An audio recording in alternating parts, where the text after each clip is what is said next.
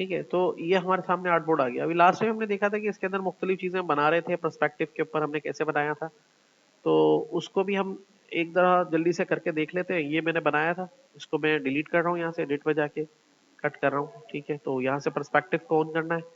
ये perspective on हो गया। पर्सपेक्टिव ऑन होने का मकसद ये होता है कि गैजेट ऐड हो जाता है।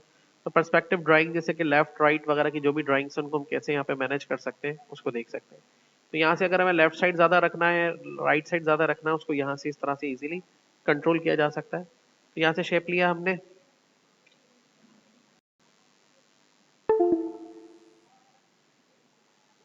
तो यहाँ से अभी हमने इसको शेप लिया।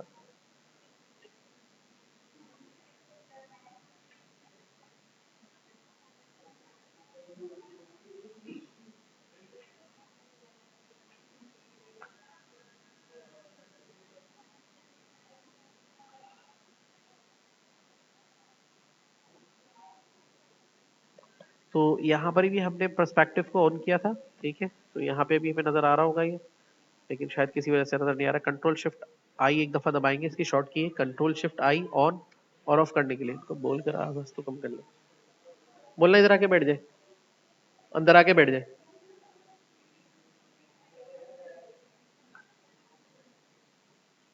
ठीक है, यहाँ पे लेफ्ट पे रख के क्लिक करेंगे और यहाँ पे चलेंगे क्लिक करके, और यहाँ पे इस तरीके से हमने इनको ड्रॉ किया था। क्लिक कर दिया, क्लिक करके यहाँ से इस पर, और हमने अब इस साइड की ड्राइंग बनानी है क्लिक करके।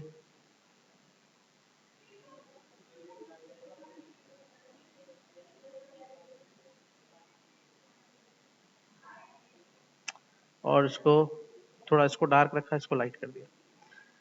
अब मसला ये होता है कि अब एक एक जो से हम बना रहे थे इसमें दरवाजे खिड़की वगैरह बनाने के लिए, उसमें प्रॉब्लम क्या आ रहा था कि काफी टाइम लग जाता है उसको बनाते बनाते, और वो सही तरह बन भी नहीं पाता। और अभी जैसे मैं इसको यहाँ से खींच रहा हूँ तो ये ऐसे सीधा हो जाता है। तो यहाँ पर हमारे पास एक और टूल है जिसका नाम है पर्सपेक्टिव सिलेक्शन टूल। ये टूल हमारा प्रॉपरली चीजों को पर्सपेक्टिव में एक्सटेंड करने में, सिलेक्ट करने में हेल्प करेगा। ये देखिए, ठीक है। और इसके अलावा अब ये जो मैंने अलग से लिया है, इसको इसका क्यों बनाया मैंने, मिसाल के तौर पे हमें कोई भी चीज़ इसमें क्रिएट करनी है। लेट सपोज मुझे अभी पर्सपेक्टिव को ऑफ कर दिया मैंने, यहाँ क्लिक करके ये एक मैंने इसके ऊपर इस तरह से बनाया, और इसके ऊपर कुछ विंडोज़ वगैरह मैंने बनानी है सपोज टू बी, ये मैंने इसके अंदर विंडोज़ बना दी।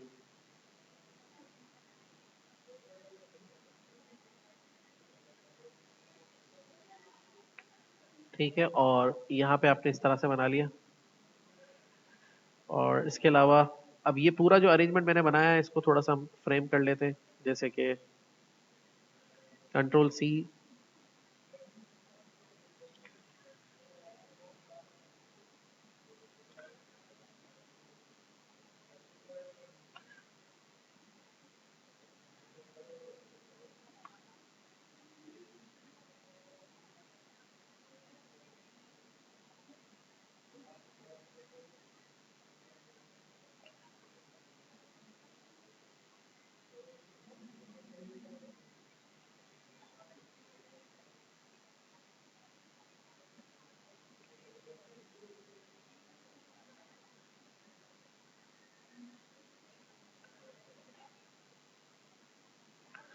ओके, अब ये पूरा फ्रेम सेट मुझे यहाँ लगाना है, तो वो बहुत सिंपल है इसके लिए करना।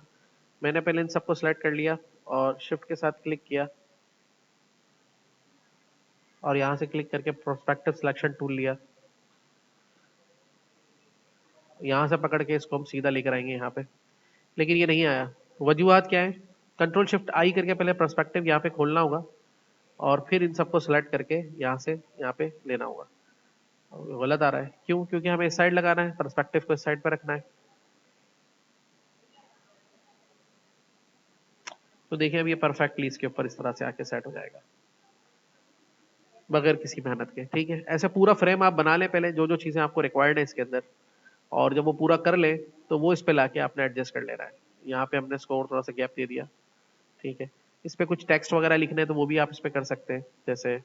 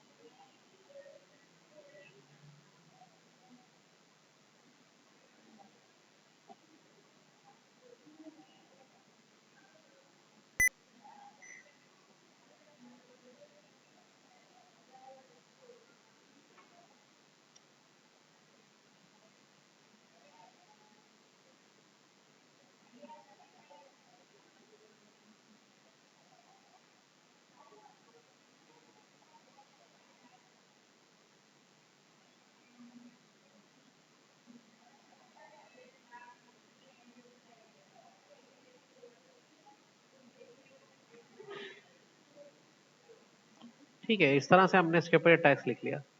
अब जो भी कलर इफेक्ट्स वगैरह आपको डालने हैं वो आप इस पे कर सकते हैं।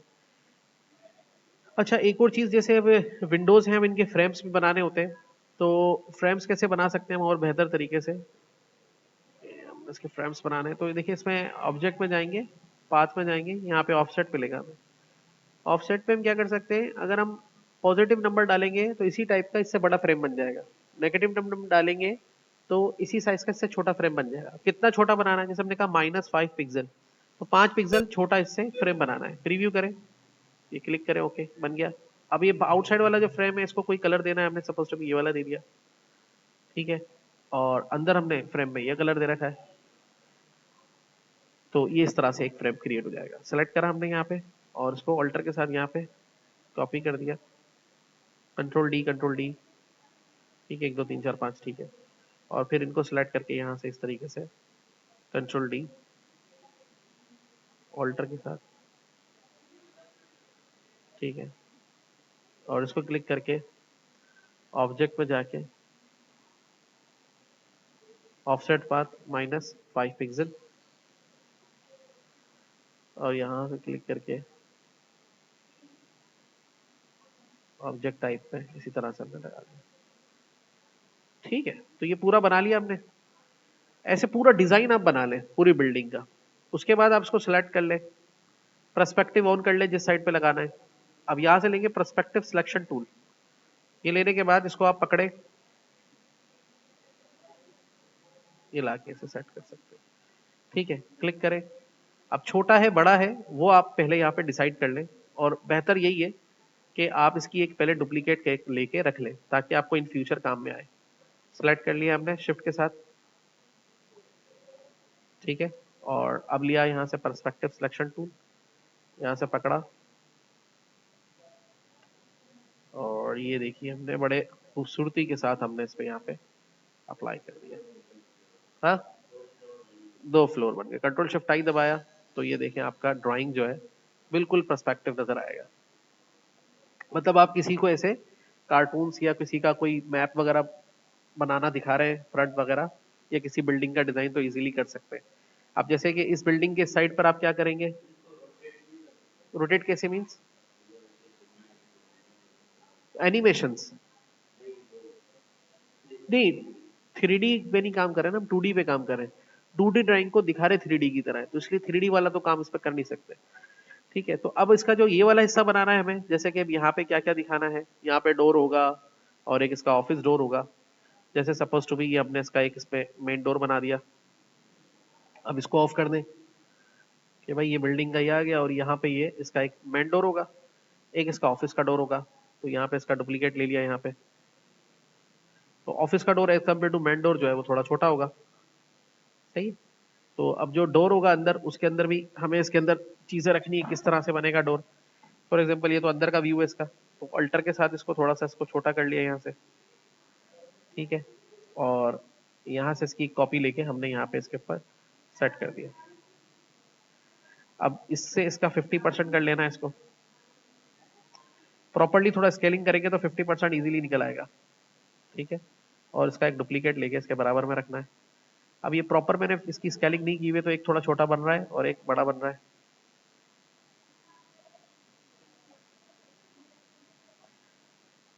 यहाँ पर क्लिक करके हम इसको ब्राउन शेड लगा देते हैं इसके ऊपर,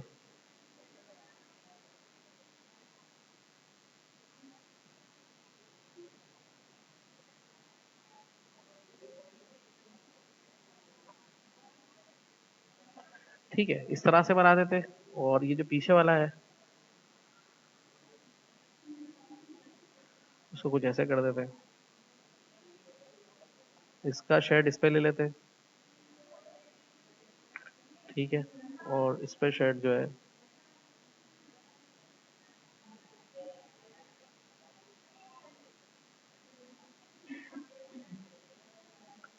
ऐसे लगा देते हैं, ठीक है।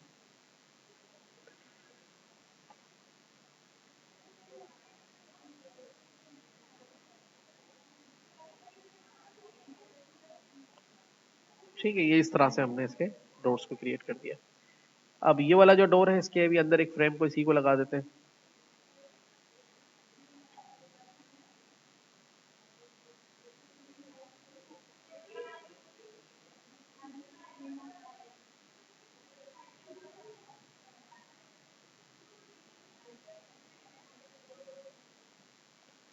और इसके ऊपर भी एक डोर लॉक जो है,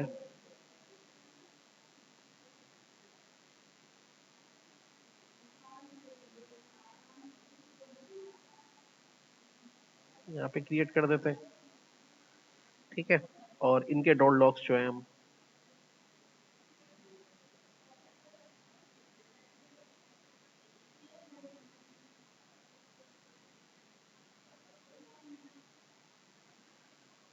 इस तरह से क्रिएट कर देते हैं।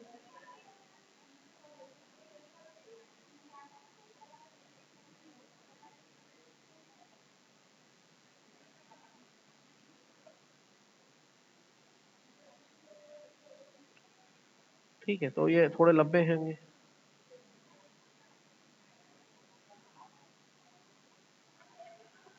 तो ये इस तरह का हमने इसके ऊपर मामला क्रिएट कर दिया। अब सिंपली इसको सेलेक्ट करेंगे और यहाँ से परस्पेक्टिव सिलेक्शन टूल लेंगे, कंट्रोल शिफ्ट आई करके इसको एक्टिवेट करेंगे, और अब इस साइड पे लगाना है तो यहाँ से पकड़ के इसको ले जाके यहाँ पे,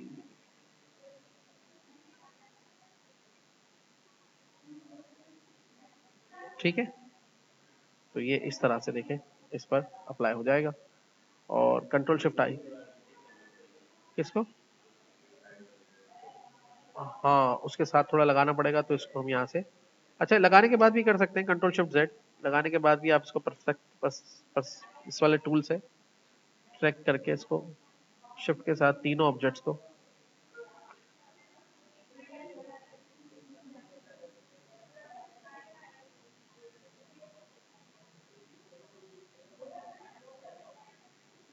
खुद ही उसको एडजस्ट करेगा। ठीक है, तो इस तरह से देखें, जो मुश्किल ड्राइंग्स होती हैं उनके ऊपर हम पहले इस तरह से काम कर लेते हैं और फिर चीज़ों को ऐसे करके उसके ऊपर लगा सकते हैं पर्सपेक्टिव सिलेक्शन टूल से। हाँ, अब यहाँ से आप इजीली एंट्रेंस कर सकते हैं, ऊपर बिल्डिंग के डिजाइन वगैरह पूरा डिजाइन बना के इस पे ले जाके इसे फिक्स कर दें, तो ये इजीली काम इस पे हो सकता है।